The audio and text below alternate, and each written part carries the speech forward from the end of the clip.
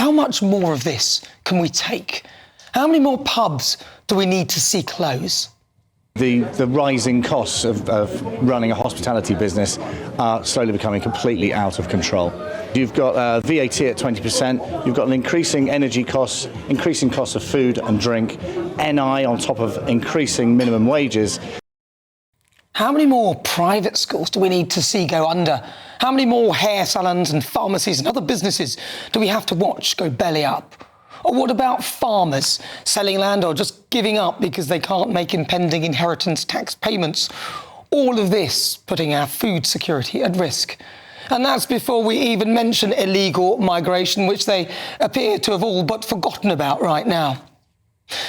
In an odd way, Sir Keir Starmer is probably thankful to Donald Trump and his trade intervention for moving our eyes away from his party's woeful mismanagement of absolutely everything. How much more of this can we honestly take? Forget fixing the foundations. This government have decimated them. They continue to tell us they are clearing up the mess left by the previous administration. In my view, they're making more of a mess. But will they listen? After an estimated 13 U-turns, Sir Keir Starmer's government must be thankful for the distraction of international politics. That way, they don't have to address problems at home, many of which they've created. So I wanted to make sure that we don't lose sight of the reality the British people are facing every day.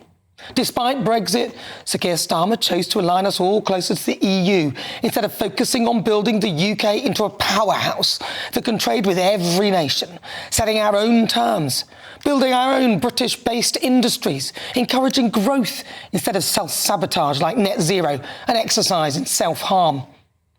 When Donald Trump asked NATO to send reconnaissance personnel to Greenland, Keir Starmer sent one person. Is that a serious move? Keir Starmer has absolutely no power over Donald Trump. I don't agree with everything that Donald Trump does, and this Greenland demand is likely to backfire. But Sir Keir Starmer has behaved like a schoolboy, giving a teacher an apple. United Kingdom? Where's the United Kingdom? Where's our friend? Where? Somewhere. Is everything going good? Very good. That's good. Nice of you here. These people all came in like 20-minute notice, and I think it's fantastic. And we have so many others, and it's just... And a document, this is... Sorry about that. Keir Starmer has been weak and ineffective. His coalition of the willing, a combination of a talking shop and a useless crop of leaders coming together to try and make it look like they're doing something, has caused no end of damage to the notion of NATO, where most who are members haven't paid their fair share, relying on the US to pick up the tab. So why would Donald Trump respect NATO if even Sir Keir Starmer and its members are working to undermine it? Keir has allowed members of his own party, like Mayor Sadiq Khan, to openly insult a world leader. I'm amazed that Donald Trump was even able to come to the negotiating table with the UK government after all the shameful abuse hurled by them towards him. Ironically, the Labour Party are pretty thin-skinned. Instead of name-calling... This is a straightforward discussion. Would you actually use the word fascist about a Nigel Farage-led government or not? I guess I would just say that if it walks like a duck and it quacks like a duck, in my experience, it usually is a duck.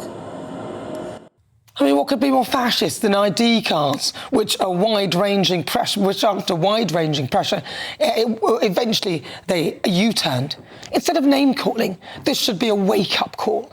Instead of selling our sovereignty like Chagos and aligning with the ECHR, a bunch of laws created for a different time, Britain needs to take a lesson from Israel and arm up, become more self-sufficient and re-industrialise, especially our energy. And we need to end being over-reliant on any one country or bloc of nations. Of course, Donald Trump is not going to take Keir Starmer seriously. Nobody does. Hello. Keir Starmer has to go. Hello, I'm Bev Turner. Now, it can feel like the money in our bank accounts at the moment does not keep up with the cost of living, and maybe there's a solution. I'm here today with the CEO of TallyMoney, Cameron Parry. Cameron, what is TallyMoney? Well, Bev, with TallyMoney, you get a current account and a debit card, but instead of pounds, you use milligrams of gold as your everyday money. So why gold? Gold traditionally is a great store of value. It has, on average, gone up at over 11% per annum for the last 25 years against the pound. It's tripled in value in the last decade. And in the last 2 years alone, it's increased by 50% against the pound. Banks' savings products just can't compete with that level of growth. But this isn't just about gold. This is about a currency that you guys have created at TallyMoney. Explain it to me as though I'm an idiot. So, look, people need to be able to hold their earnings and build their savings in a money that retains its value and remains in their legal control and remains theirs to access, away from government control. Great. You had me at not exposed to government control. You should feel safe and happy with your money. You should have peace of mind. The more money you see in your bank balance, and that's the type of thing we're trying to deliver, and give people choice in the type of money they get to use every day. Brilliant. Thank you so much, Cameron. Thank you.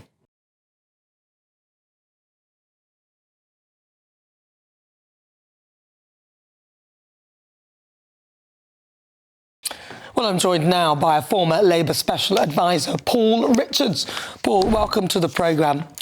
So there you have it, Keir Starmer. Of course, he needs to look at international affairs, but do you get where I'm coming from here? That this must be almost, although it's not a great distraction in terms of distracting from very local and internal politics, we're now looking internationally. And Keir Starmer doesn't really, I think, want to look at national politics in this country. No, I don't agree with that, no. And I would say that, of course, the international stage is the important place for Britain to be on. And we should be looking at rearmament of Europe. You know, we need to be looking at the Russian threat. We need to look at our alliances and be staunchly pro-NATO. But the Labour Party is also doing the things that people care about domestically too. You know, we've had good numbers this week on the NHS. Waiting lists falling and faster times of the NHS. Potholes are getting fixed finally. There's a great announcement 2 days ago on Northern Rail links so people can get to work quicker. So I think under the surface of the big global events, there are local improvements going on. And they have to be taken in the round. Not everything's perfect, but some things are moving in the right direction. Yeah, but what about all the U-turns?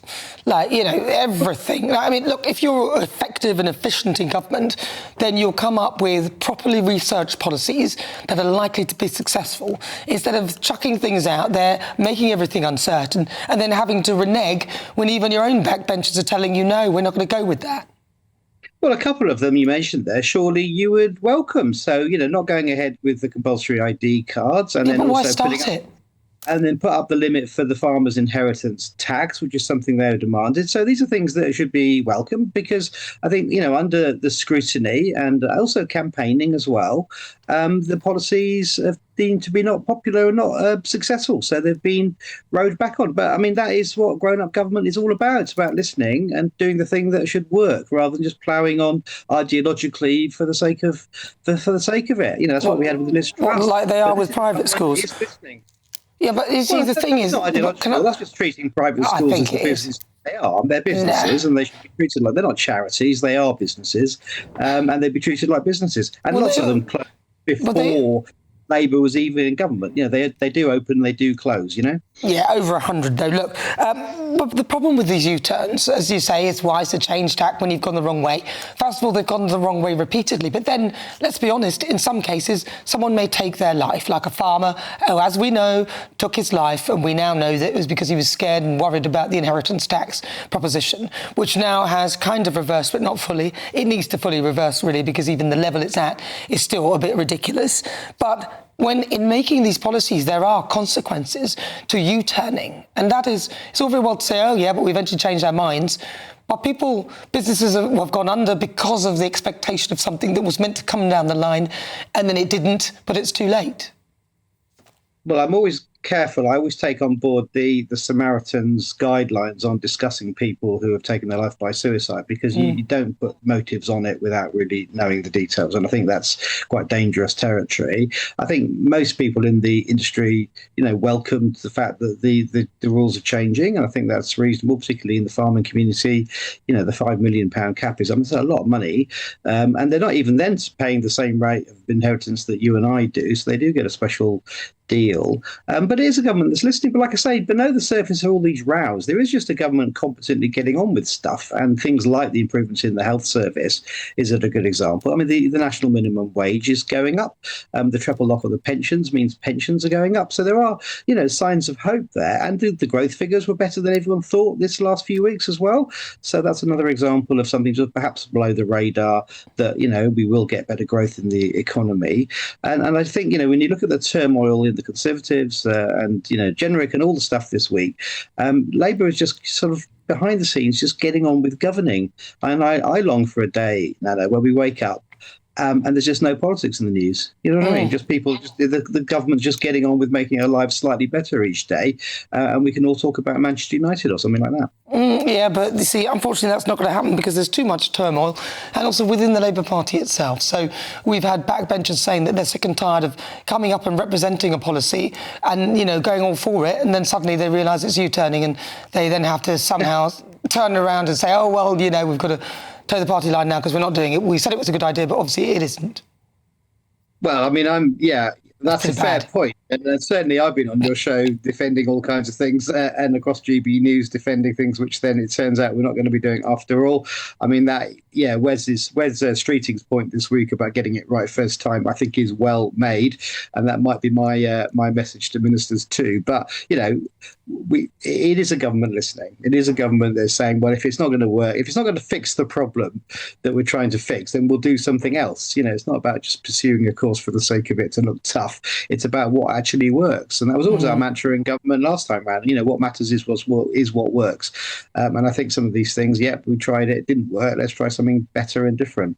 Yeah, and on the mention of Wes Streeting, a lot of people are saying that Wes Streeting should take over from Keir Starmer or that he should be sacked for daring to oppose some sort of opposition towards Keir Starmer. Where do you stand with that?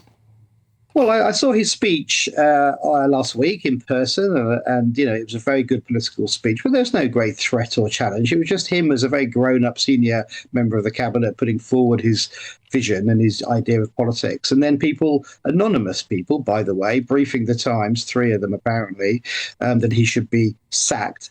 Well, I would say that's a little bit of jealousy, to be honest. And I mean, Tony Blair always used to say there's nothing ignoble about wanting to be Prime Minister. If you're a senior politician, nothing wrong with that.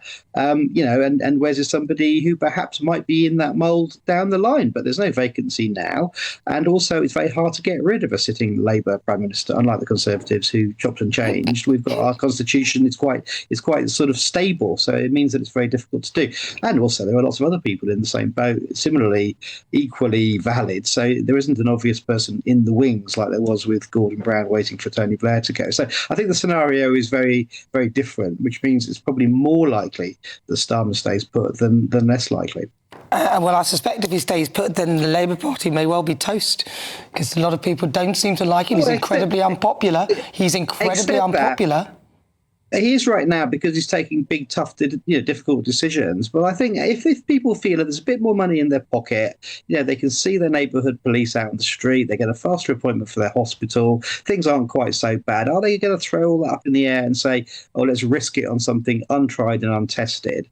Or will they stick with nurse for fear of something worse, And I think it's entirely possible Labour could win the election next time round, just persuading people who voted Labour last time to vote for their local MP this time. That's all it takes. We don't need to switch people. We just need to keep the coalition together that got us in last time. Just on balance, saying, well, in 50-50, in that ballot box, give them another go. It's entirely possible, as indeed is the entirely opposite view where they throw us out, with a massive swing. I mean, it's absolutely the most fluid time in politics I've ever experienced, and it can go either way. But, that first option of a Labour victory is still on the cards. All right, well, I beg to differ with that one, but thank you, Paul Richards. Always a pleasure to get your thoughts.